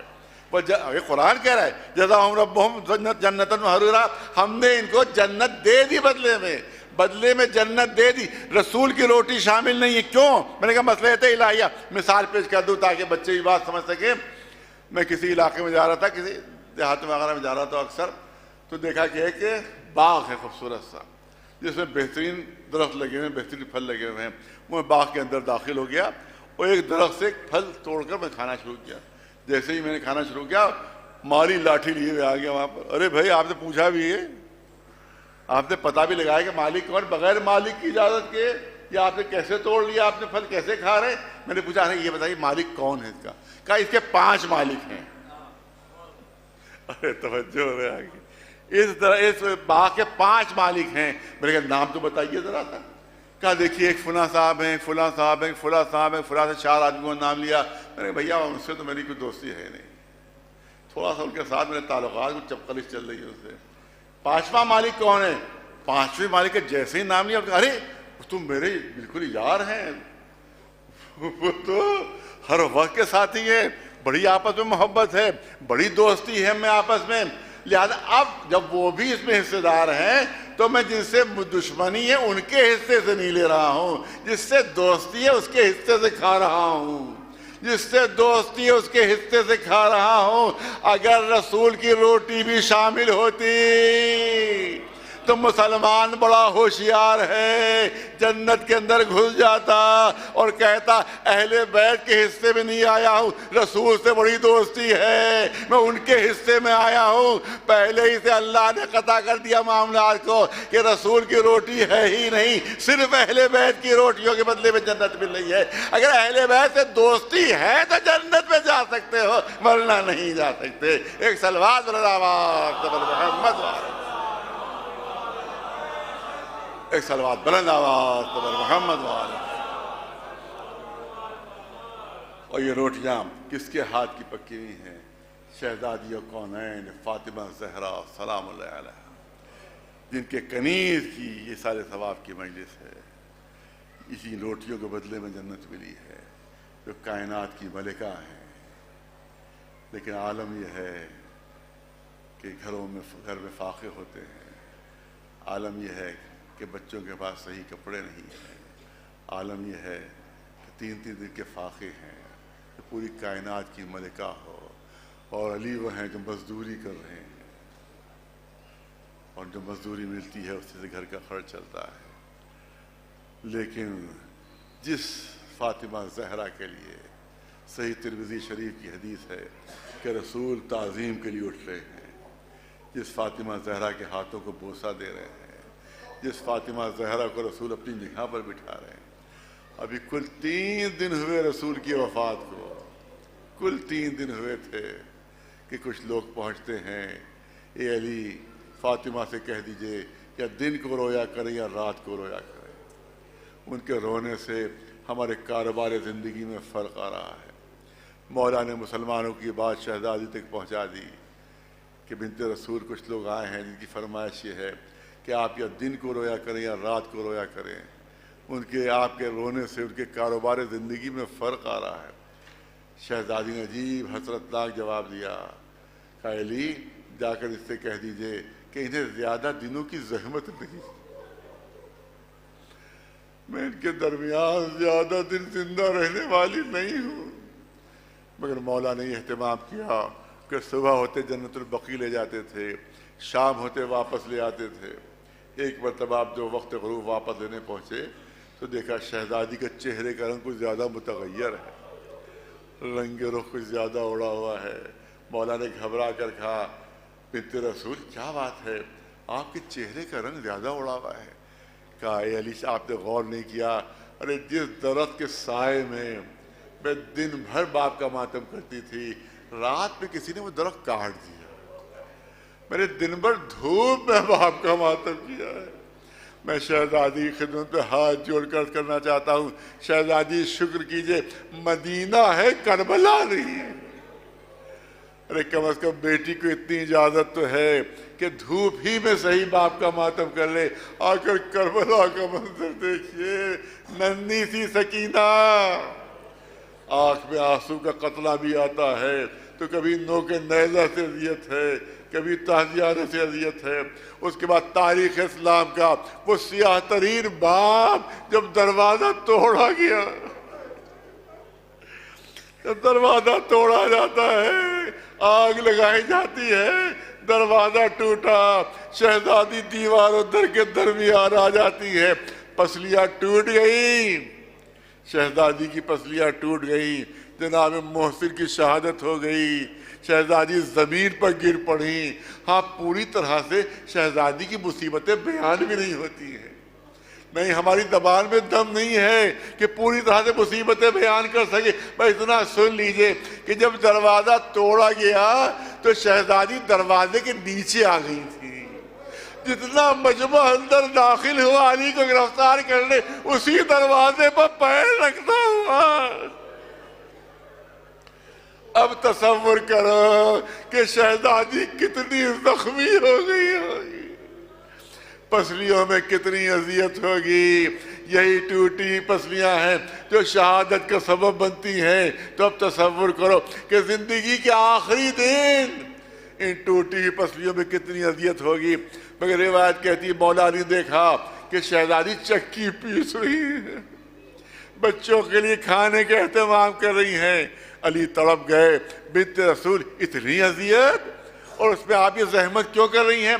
شہزادی نے جواب دیا کہ عالم تکلیف میں ہلکی سے میری آنکھ لگی تو میں نے دیکھا میرے بابا آئے ہیں، رسول اللہ تشریف لائے ہیں اور فرما رہے اے فاطمہ میں تمہیں لینے آیا ہوں، اے فاطمہ تمہاری مصیبتوں کے دن ختم ہو گئے، میں تمہیں لینے آیا ہوں۔ اے علی میں سمجھ گئی کہ آج میری زندگی کا آخری دن ہے، آج کے بعد میں زندہ نہیں رہوں گی۔ تو میں نے سوچا کہ میں دنیا سے رخصت ہو جاؤں گی، تجہیز و تکفین کا سامان ہو رہا ہوگا، لوگ گری و زاری مصروف ہوں گے، کہیں میرے بچے بھوکے نہ رہ جائے۔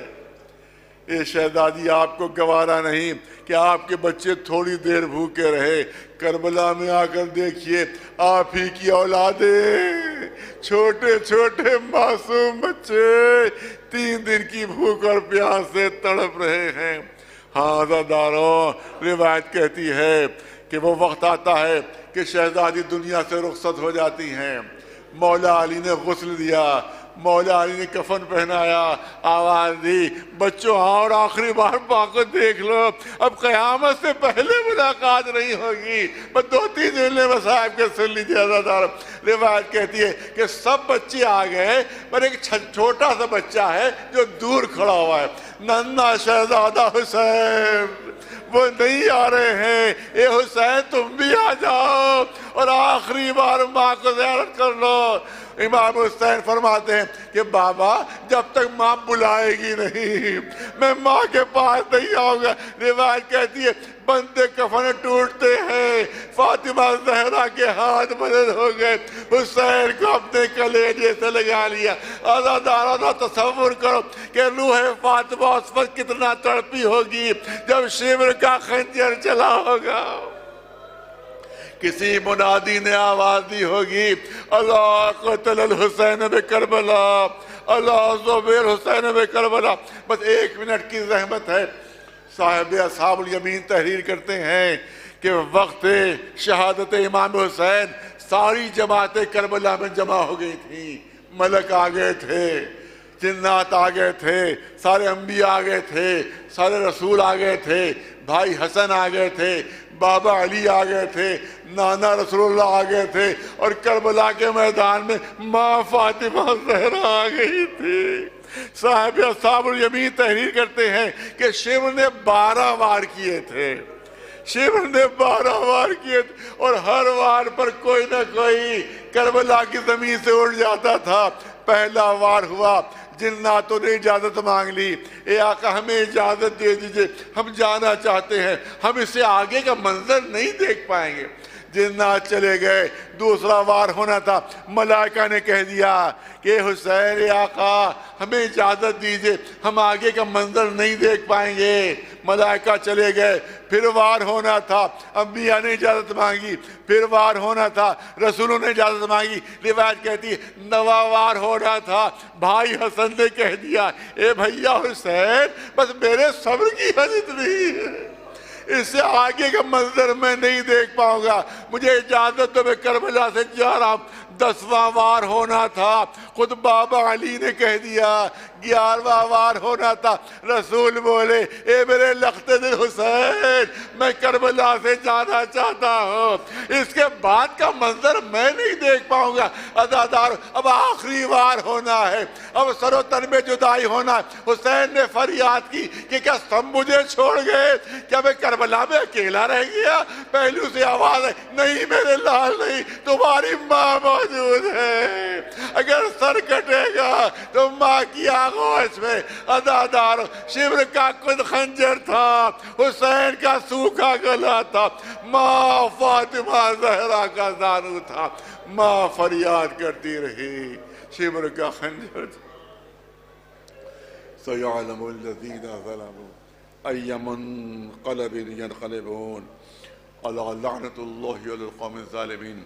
گزارش 1 مرتبہ سورہ الحمد اور 3 مرتبہ سورہ قل هو اللہ کی تلاوت فرما کر مرحومہ کی روح کو سارا ثواب فرما.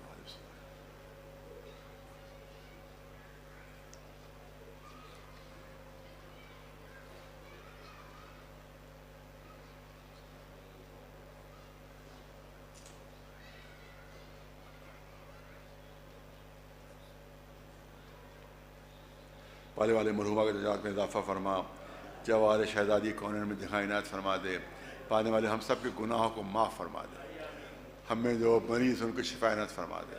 جو بے اولاد ہیں ان کو اولاد کی نعمت سے نواز دے. جو بے روزگار ہیں ان کو روزگار عطا فرما دے. جو با روزگار ہیں ان کو روزگار میں ترقی عنایت فرما دے. پالنے والے ماہ مبارک میں جتنے بھی ہمارے روزے اور دعائیں بنا جاتے ہیں اور عبادتیں ہیں ان سب کو قبولیت کی سند عنایت فرما دے. پالنے والے ہمارے آخری امام کے ظہور میں تاجیر فرما اور ہم کو ان کے غلاموں و جانثاروں میں شمار فرما. ربنا تقبل منا انک انت السمیع العلیم. الا لعنۃ اللہ علی القوم الظالمین.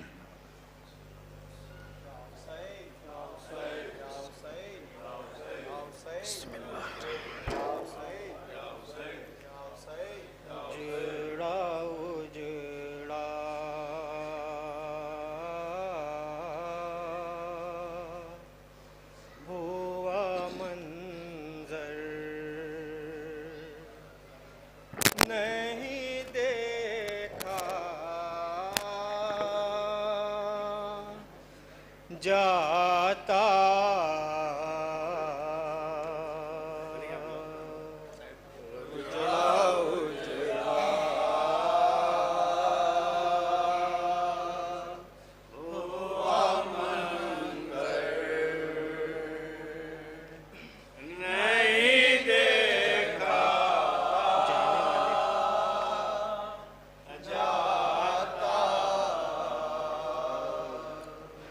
جانے والے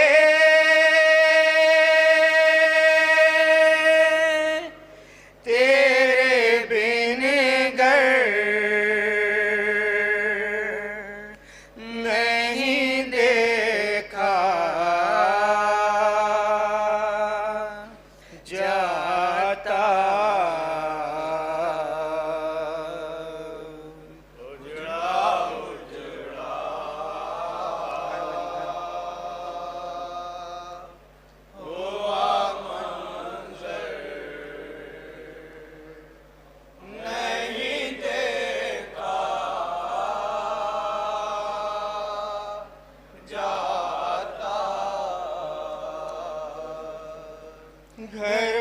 وہی گھر ہے مگر باد ازاں گھر کی طرح گھر وہی گھر ہے مگر باد ازاں گھر کی طرح دیکھنا چاہتے ہیں پر نہیں دیکھا جاتا اجڑا ہوا منظر نہیں دیکھا جاتا لے گیا کون میرے گھر سے اٹھا کر میرا گھر لے گیا کون میرے گھر سے اٹھا کر میرا گھر کو صحرا کے برابر نہیں دیکھا جاتا اجڑا ہوا منظر نہیں دیکھا جاتا خاک ان چہروں پر اڑتی ہے جہاں کی جھیلیں خاک ان چہروں پر اڑتی ہے جہاں کی جھیلیں ہم سے مٹی کا سمندر نہیں دیکھا جاتا اجڑا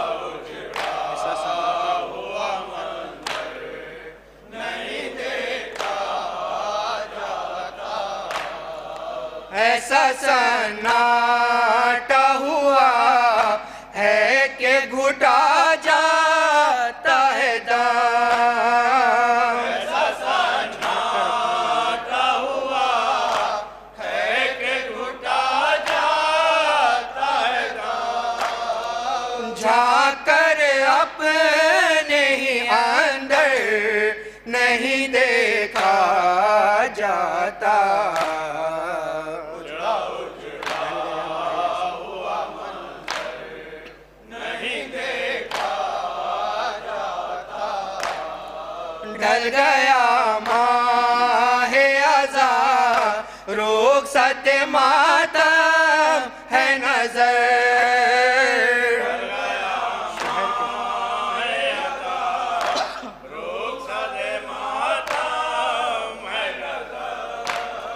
شہر کے ماتھے پر جھومر نہیں دیکھا جاتا اجڑا ہوا منظر نہیں دیکھا جاتا رخصت ہوئی جہان سے جب بنتے مصطفیٰ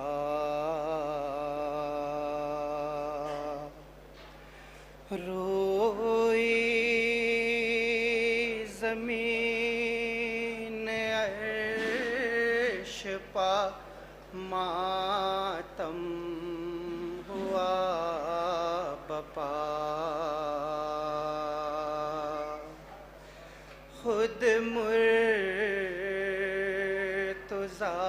مرتضیٰ نے بی بی کو غسل و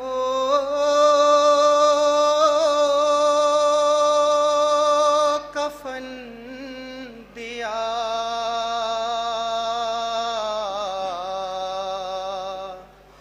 دیکھا حسین نے جو جنازہ بطول کا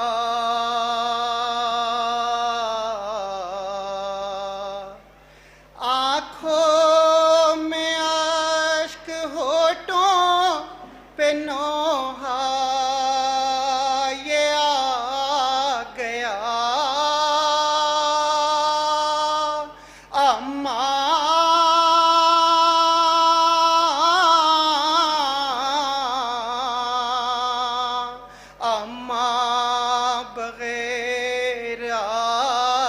के हम जी न पाएंगे। था फातिमा के गम में ये नौहा हुसैन का, अम्मा बगैर आपके हम जी न पाएंगे। अम्मा बगैर आपके हम जी न पाएंगे। अम्मा बगैर आपके हम जी न पाएंगे। ये साल तो है रंजो अलम से भरा हुआ, ये साल तो है रंजो अलम से भरा हुआ। नाना गए अब आप भी हो जाएंगी जुदा, हम अपने दिल पा दाग ये कैसे उठाएंगे। अम्मा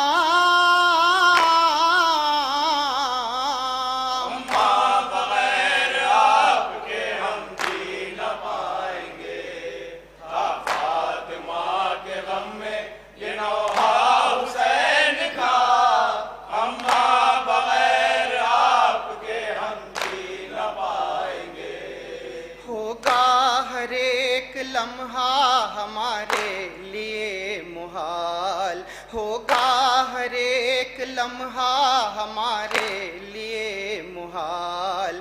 हम सब का कौन रखेगा बादाप के ख्याल, दिल होगा शख जब आपके हुजरे में जाएंगे।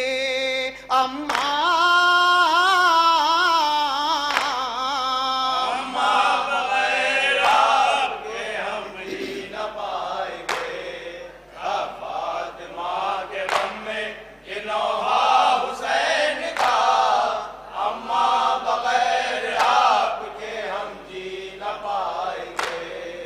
घर में हमारे आपके दम ही से थी बहार, घर में हमारे आपके दम ही से थी बहार।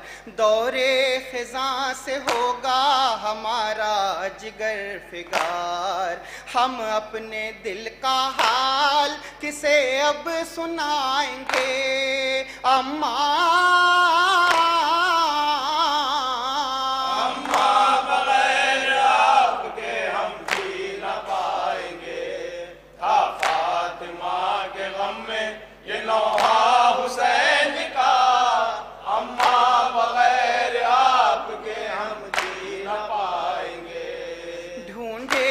सिर्फ आपको ये गम का मारा दिल, ढूंढेगा सिर्फ आपको ये गम का मारा दिल। दुनिया में अब कहीं ना लगेगा हमारा दिल, आंसू बहेंगे आँखों से जब घर में आएंगे। अम्मा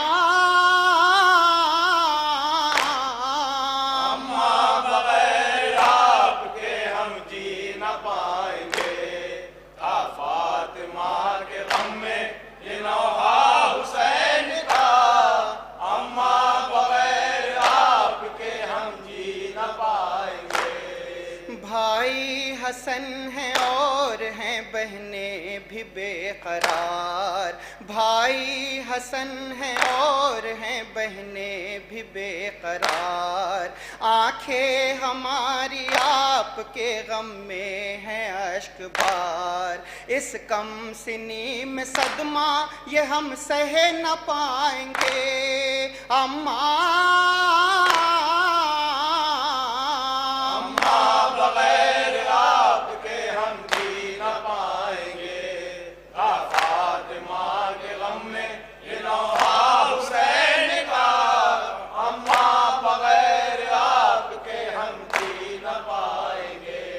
शब को चले जो लेके جنازہ بطول کا، شب کو چلے جو لے کے جنازہ بطول کا، مظہر لبے حسین پاپے ہم تھی یہ صدا، لمحے جدائی کے ہمیں ہر دم رلائیں گے،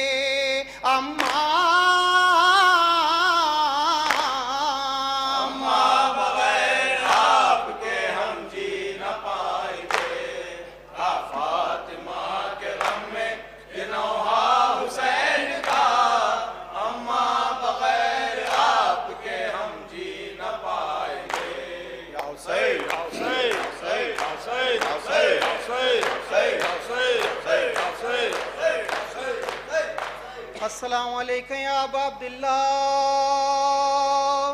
وعلی الارواح التي حلت بفنائك علیکم منی سلام اللہ ابدا ما بقیت وبقی اللیل والنہار ولا جعلہ اللہ آخر العہد منی لزیارتکم،